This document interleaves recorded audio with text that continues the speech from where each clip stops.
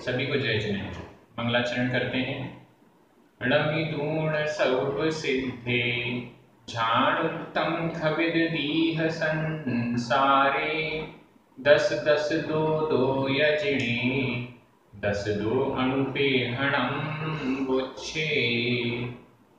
बोले श्री खजराट शांतिनाथ भगवान की जय। आचार्य श्री कुंद कुंद स्वामी की जय। हमारा 12 अणुपेक्षा ग्रंथ चल रहा है। इसमें अनित्य भावना का वर्णन 7 गाथाओं के माध्यम से हो चुका है। अब हम अशरण भावना पर आ रहे हैं। अशरण भावना की आज 2 गाथाएं क्रमशः 8 और 9 नंबर का अर्थ देखेंगे। ये दोनों गाथाएं बहुत सरल हैं। हमें चिंतन करना है कि कैसे मरण समय में कोई भी हमें बचाने वाला नहीं है, कोई भी शरण नहीं है। यह अशरण अनुप्रेक्षा, अशरण भावना में चिंतन किया जाता है। हमारे अध्ययन की पद्धति एक एक शब्द का उच्चारण, एक एक शब्द का अर्थ और भावार्थ। आप सभी बहुत अच्छे से विनय पूर्वक नियम लेकर ग्रंथ का बहुमान करते हुए इस ग्रंथ का अध्ययन कर रहे हैं। चलिए शुरू करते हैं। गाथा क्रमांक 8। उच्चारण। मणि मंतोसह रखा हय गय रह आ या सयल विज्जाओ जीवाणम ण ही शरणम। हिंदी में होता है शरणम श, और यहाँ प्राकृत में शरणम। तीसु लोए मरण समयम ही मणिमंतो सह रखा हय गय रह आय सयल विज्जाओ जीवाणम नहीं शरणम। तीसु लोए मरण समयम ही।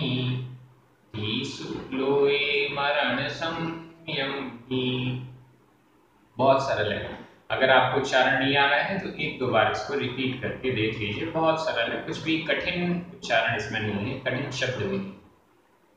मणि मंतोसह रखा, मंत प्लस कोसह संधि विच्छेद कर लीजिए। मंत ता में छोटा आ, कोसह ओ, आ और ओ मिलकर आ का लोप हो गया, ओ रह गया। मंतोसह, मणि मंतोसह रखा हय गय रहया या सयल विज्जाओ। ये सयल सकल विज्जाओ विद्याएं।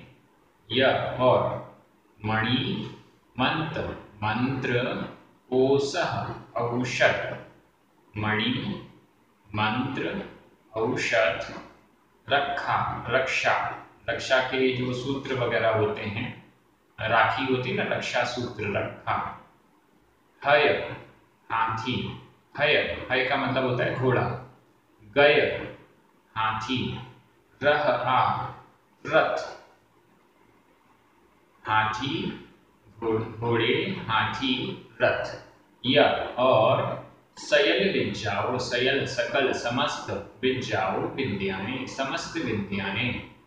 मणि मंत्र औषध रक्षा के सूत्र, हय घोड़ा, गय हाथी, रह आ रथ। यह और सयल विज्जाओ सकल विद्याएं। यहाँ पर ये तीनों जो शब्द आए हैं, मणि मंतोसह रखा, हय गय रह आ और सयल विज्जाओ, ये सब ही प्रथमा के बहुवचन हैं। ये सभी चीजें जीवाणम नहीं शरणम, जीवाणम जीवों के लिए, न ही शरणम शरण भूत नहीं है। कोई भी मणि मंत्र इत्यादि जीवाणम जीवों के लिए नहीं शरणम, शरण नहीं है। जीवों के लिए ये मणि मंत्र इत्यादि शरणभूत नहीं है। शरण मतलब बचाने वाले, रक्षा करने वाले। ये सब हमारी रक्षा नहीं करते। किससे रक्षा नहीं करते? कहाँ पर रक्षा नहीं करते? तीसु लोए, तीसु तीनों, लोए लोक में, तीनों लोक में, तीनों लोक में कहीं पर भी हम चले जाएं या कहीं पर भी हैं तो भी ये मणि मंत्र, रक्षा के सूत्र, औषधि, हाथी घोड़े रथ इत्यादि समस्त विद्याएं कुछ भी हमारी रक्षा करने वाली, कुछ भी हमारे लिए शरणभूत नहीं है, बचाने वाली नहीं है। तीसु लोए, तीसु तीनों, लोए लोक में, तीनों लोक में, मरण समय कहाँ पर शरणभूत नहीं है, किससे नहीं बचा सकते? मरण समय ही, मरण समय पर, मरण के समय पर, मरण के आ जाने पर तीनों लोकों में भी, तीन लोक कौन कौन से हैं? ऊर्ध्वलोक, मध्यलोक, अधोलोक। ऊर्ध्वलोक ऊपर जहाँ पर देव रहते हैं, मध्यलोक बीच में जहाँ पर हम सभी मनुष्य तिर्यंश रहते हैं, और अधोलोक जहाँ नारकी रहते हैं। ये नॉर्मल अपन समझ सकते हैं। जो तीन लोक का नक्शा आपने देखा होगा उसमें ऊपर का जो आधा हिस्सा उसको दो हिस्से में डिवाइड कीजिए। ऊपर का जो पूरा हिस्सा है वो ऊर्ध्वलोक, बीच में जो लाइन खींची आपने डिवाइड करने के लिए वो है मध्यलोक, और नीचे का हिस्सा अधोलोक। ये तीन लोक हो गए। आगे लोक अनुप्रेक्षा में हम तीनों लोकों का वर्णन भी देखेंगे। तो इन तीनों लोकों में मरण का समय उपस्थित होने पर मणि मंत्र औषध इत्यादि कुछ भी जीवाणम नहीं शरणम, जीवाणम जीवों के लिए न नहीं ही, निश्चित रूप से शरणम, शरणभूत नहीं है। यहाँ पर जीवाणम यह चतुर्थी का बहुवचन है, जीवों के लिए, और तीसु सप्तमी का बहुवचन, लोवे सप्तमी का एक वचन, मरण समयम भी यह भी सप्तमी का एक वचन है। यहाँ पर जब हम नॉर्मल प्राकृत प्रशिक्षण में सप्तमी का एक वचन वाला पाठ देख रहे थे तो हमारे पास प्रत्यय मिलता है मी, आधा माँ, पूरा माँ और छोटे ई की मात्रा। यहाँ पर अक्सर हम देखते हैं आचार्य कुंद स्वामी के ग्रंथ में आधा माँ, ह और छोटी ई की मात्रा ये हमें मिलता है। तो इससे हम ये समझ सकते हैं कि आचार्य कुंद स्वामी की भाषा बहुत ज्यादा प्राचीन है। जब ये व्याकरण के ग्रंथ लिखे गए उससे भी कई 100 वर्ष प्राचीन आचार्य कुंद स्वामी हुए हैं, व्याकरण लिखने से पहले हुए हैं, ऐसा समझ सकते हैं हम। तो हमें क्या चिंतन करना है? तीनों लोक में मरण से बचाने वाला हमें कोई नहीं। सबसे ज्यादा डर जीवों को किससे लगता है? सबसे अधिक डर लगता है मरण से। मरने से सबको डर लगता है, और मरण से ही कोई बचाने वाला नहीं। एक्चुअली यहाँ तो मरण लिख दिया गया है, हर चीज में हमें लगाना है। सांसारिक किसी भी भय से हमें बचाने वाला शरणभूत कोई नहीं है। बचपन में हम देखते हैं छोटा बालक होता है, उसको कोई दिक्कत परेशानी हो जाती है तो अपने माता पिता के पास चला जाता है। माता पिता उसे बचा लेते हैं एक तरीके से। मान लीजिए झगड़ा हो गया छोटे बच्चों में तो माता पिता बचा लेते हैं, तो माता पिता उसके लिए शरणभूत हो गए। लेकिन वास्तविकता ये है मरण के समय में वो माता पिता भी नहीं बचा पाते। मरण के समय में कोई मणि, मणि का मतलब होता है रत्न, मंत्र, मंत्र का मतलब होता है जो मंत्र की अचिंत्य महिमा बताई गई है। मंत्र बहुत से ऐसे कार्य कर सकते हैं जो हम सोच भी नहीं सकते, लेकिन फिर भी ये मंत्र हमें मरण से नहीं बचा सकते, किसी भी जीव को मरण से नहीं बचा सकते। औषध, औषधि है, उससे हमारे प्राणों की रक्षा होती है। कोई रोग हमें हो गया तो औषधि का सेवन करने से, दवाई ले लेने से हमारा वो रोग दूर हो जाता है। लेकिन मरने से बचाने वाली कोई भी दवाई नहीं है, मरने से बचाने वाला कोई नहीं है। अशरण भावना में हम यही चिंतन करते हैं कि हमें दुखों से, कष्ट से, मरण से बचाने वाला कोई भी नहीं है। ये सारी चीज़ें, मंत्र तंत्र इत्यादि, औषधि या अन्य सामग्री हमें थोड़ी बहुत राहत तो प्रदान करती हैं, लेकिन अंत समय में जब मरण उपस्थित हो ही जाता है तो हम कितना भी कोशिश कर लें, ये हमें बचा नहीं सकती। हम सोचें कि हम ऐसी जगह जाकर छुप जाएं कि जहाँ पर शत्रु हमें न मार सके, शत्रु हमें न ढूंढ सके, तो भी मरण से हमें कोई नहीं बचा सकता है। कैसे मरण हो जाता है? बहुत किसी का सीढ़ी से फिसलकर, सीढ़ी है, सीढ़ी से फिसलकर ही मरण हो जाता है। किसी का रात में सोया और सुबह मरा हुआ प्राप्त हुआ। तो ऐसे मरण से कोई नहीं बचा सकता, हम कितना भी प्रयास कर लें। अच्छे से अच्छे डॉक्टर्स हों हमारे पास, अच्छे से अच्छे मंत्र शास्त्र के जानकार हों हमारे पास, अच्छी अच्छी सारी उंगलियों में मणि और रत्न हमने पहन रखे हों, तो भी ये हमें मरने से नहीं बचा सकते। चलिए अगली गाथा में चलते हैं। गाथा क्रमांक 9। उच्चारण। सग्गो हवे हि दुर्गम दुर्गम भिच्चा भिच्चा देवा य पहरणम पहरणम वज्जम ऐरावदो ऐरावदो गइंदो गइंदो इंदस्य ण विज्जदे विज्जदे शरणम शरणम। सग्गो हवेहि दुर्गम सग्गो हवेहि दुर्गम भिच्चा देवाय पहरणम वज्जम भिच्चा देवाय पहरणम वज्जम ऐरावदो गइंदो ऐरावदो गइंदो इंदस्य ण विज्जदे शरणम इंदस्य ण विज्जदे शरणम। इंदस्य इंद्र के लिए, ण नहीं, विज्जदे होती है, होता है, शरणम शरण, इंद्र के लिए ही कोई शरण नहीं। इंद्र जिसके पास सग्गो हवेहि दुर्गम, जिसके पास ऐसी ऐसी वस्तुएं हैं, उसके लिए भी कोई शरण नहीं है। उसका भी जब मरण निकट होता है तो कोई उसको भी नहीं बचा सकता है। हमें चिंतन करना चाहिए, हमारे आसपास कितने धनवान लोग हैं, उनका मरण हुआ। हमारे आसपास कोई पुलिस वाला है, उसका मरण हुआ।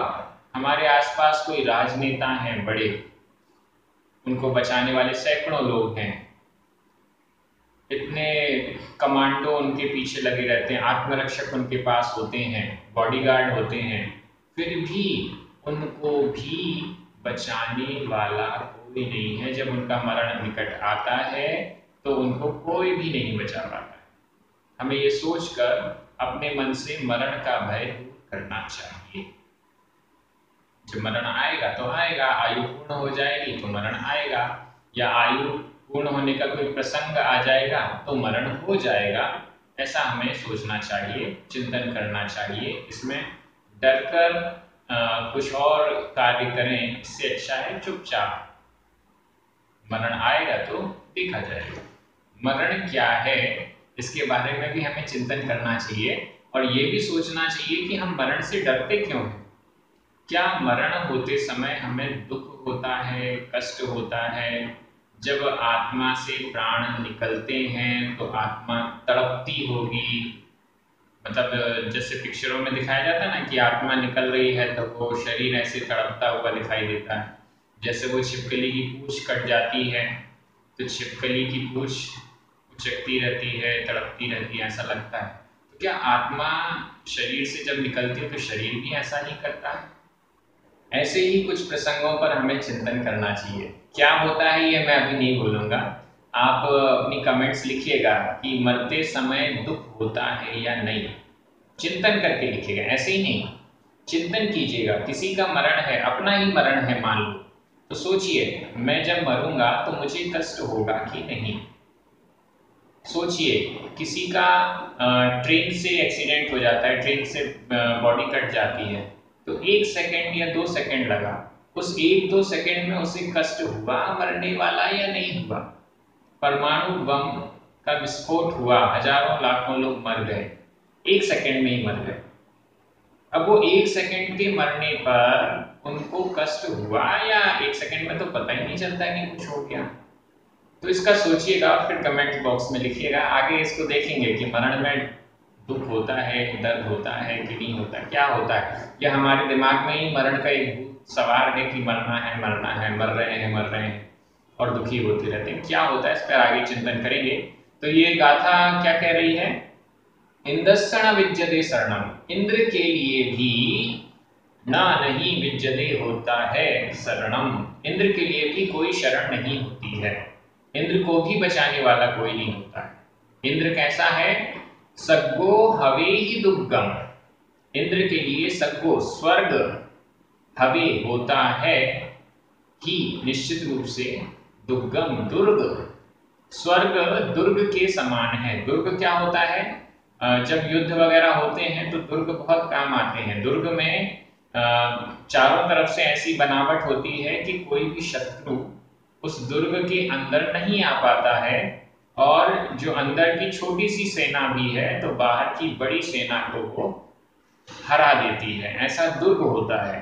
तो इंद्र के लिए सग्गो हवे ही दुर्गम, सग्गो स्वर्ग, हवे होता है ही निश्चित रूप से दुर्गम, स्वर्ग ही जिसके लिए दुर्ग है, स्वर्ग ही जिसके लिए दुर्ग का काम करता है, छोटा मोटा दुर्ग नहीं है, इतना बड़ा स्वर्ग ही उसके लिए दुर्ग है। कोई भी शत्रु इंद्र के लिए लड़ाई करने के लिए सोचे भी तो भी नहीं सोच सकता, क्योंकि उसके पास स्वर्ग के समान इतना विशाल और शक्तिशाली दुर्ग है। फिर भी उसका मरण समय कोई बचा नहीं पाता। भिच्चा देवा, भिच्चा भृत्य नौकर, नौकर कैसे हैं? नॉर्मल नहीं है। देवा, देव जिसके भृत्य हैं, देव जिसके सेवक हैं। हमारे यहाँ तो जो सेवक हैं वैसे छोटे मोटे दुर्बल हैं कि कोई मारने आ जाए तो सबसे पहले वही भागेंगे लेकिन यहाँ स्वर्ग में जो इंद्र है उसके सेवक कैसे हैं? देवा, देव ही, हजारों देव जिसकी सेवा में लगे हुए हैं, हजारों देव जिसकी रक्षा में लगे हुए हैं, ऐसा वह इंद्र, उसके लिए भी इंद्रसण विद्यते शरणम। ये जो लाइनें हैं इंद्रसण विद्यते शरणम, इसकी माला फेरी जा सकती है। इंद्रसण विद्यते शरणम, इंद्रसण विद्यते शरणम, क्यों?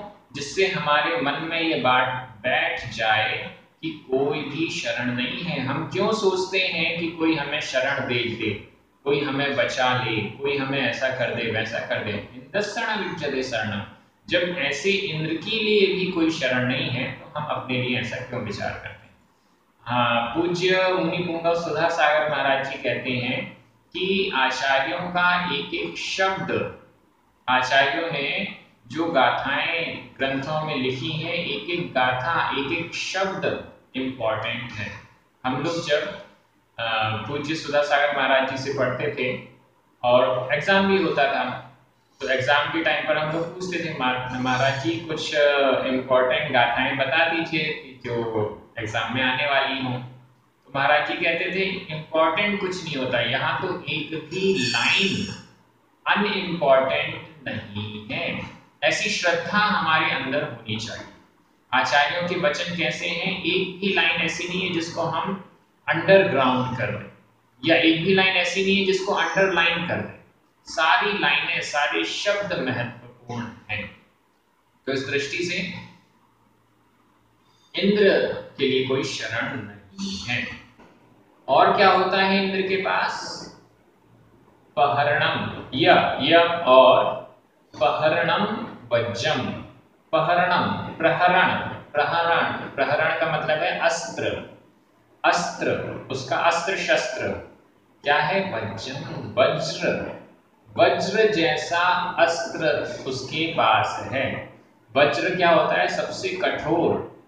वज्र का मतलब है ऐसा इतना कठोर है कि उसको कोई भी चीज वज्र से पर्वत तक नष्ट कर दिए जाते हैं। ऐसा वो अस्त्र है, ऐसा वो वेपन है, ऐसा वो हथियार है कि उससे बड़े बड़े पर्वत भी नष्ट किए जा सकते हैं। ऐसा अस्त्र होते हुए भी उसको कोई बचाने वाला नहीं, उसके लिए कोई शरण नहीं। ऐरावतो गैंद, उसका गैंद गजेंद्र, उसका गजेंद्र कैसा है? गजेंद्र यानी हाथी। उसका मेन हाथी जो जिस पर वो सवार होता है वो है ऐरावतो, ऐरावत। ऐरावत, ऐरावत जैसा हाथी जिसके पास है, ऐरावत हाथी जिसका वाहन है। ऐरावत हाथी इतना विशाल 1,00,000 योजन का ऐरावत हाथी होता है और उसकी इतनी सूंड इतनी सारी होती हैं, सफ़ेद कलर का होता है, इतना विशाल होता है। एक एक सूंड में हजारों हजारों देवांगनाएं नृत्य करती रहती हैं। ऐसा विशाल ऐरावत हाथी भी जिसके पास है, लेकिन उसके लिए भी कोई शरण नहीं है। तो हमारे पास तो कोई बुलेट प्रूफ कार भी नहीं है, हमारा घर कोई बंकर जैसा नहीं है या दुर्ग जैसा नहीं है, हमारे सेवक देवों के समान भी नहीं है, देव भी नहीं है कि वो हमारी रक्षा कर सकें। तो ऐसा हमें विचार, ऐसा हमें चिंतन करना चाहिए। गाथा का अर्थ आपको स्पष्ट हो गया होगा। मैं एक बार फिर से एक एक शब्द से अर्थ कर देता हूँ। सर्गो हवे ही दुर्गम, सर्गो स्वर्ग, हवे होता है निश्चित रूप से दुर्गम, स्वर्ग ही जिसके लिए दुर्ग है। भिक्षा देवा, देव ही जिसके लिए भृत्य हैं, सेवक हैं। यह और वज्रम पहरणम, पहरणम वज्रम, वज्र ही जिसका प्रहरण यानी शस्त्र है। गैंदो ऐरावतो, ऐरावत, ऐरावत, ऐरावत ही जिसका गजेंद्र है, ऐरावत ही जिसका गजेंद्र है। ऐसा इंद्रस्य, इंद्र का, इंद्र के लिए न विद्यते शरणम, कोई भी शरण नहीं होती है। विद्यते ये वर्तमान काल अन्य पुरुष एक वचन का प्रयोग है और हवे यह भी वर्तमान काल अन्य पुरुष एक वचन का प्रयोग है। सग्गो इसमें प्रथमा एक वचन है, दुर्गम में भी प्रथमा एक वचन, भिक्षा देवा इन दोनों में प्रथमा का बहुवचन है। पहरणम वज्रम ऐरावतो गैंदो इन सब में प्रथमा का एक वचन है। इस प्रकार से ये गाथा कंप्लीट हो गई है। हमें चिंतन अवश्य करना चाहिए, हमें बचाने वाला कोई है या नहीं है, मरण से कोई हमें बचा सकता है या नहीं बचा सकता है। चलिए, आज की कक्षा आपने बहुत अच्छे से पढ़ी है। एक एक गाथा आपको पसंद आ रही है। आप में से बहुत सारे लोगों ने गाथाओं को याद करना भी शुरू कर दिया है। मेरे पास बहुत सारे मैसेज आ रहे हैं कि हम भी गाथाओं को याद कर रहे हैं और एक एक गाथा का आप लोग नोट्स भी बना रहे हैं अपनी कॉपी में। जो कठिन शब्द हैं उसको लिखते जा रहे हैं, जो अच्छी अच्छी बातें हमको मिल रही हैं वो भी आप अपनी कॉपी में नोट करते जा रहे हैं। ये बहुत जरूरी है, बहुत अच्छा है। आप सभी विनयपूर्वक इस ग्रंथ का अध्ययन कर रहे हैं। आप सभी ने बहुमान, इस ग्रंथ का बहुमान करते हुए कुछ कुछ नियम भी लिए हैं, बहुत अच्छा है। सभी को बहुत बहुत धन्यवाद। हमारे जो पुण्यार्जक हैं, स्पॉन्सर्स हैं और प्रचारक हैं, सभी को बहुत बहुत धन्यवाद। जय जिनेंद्र।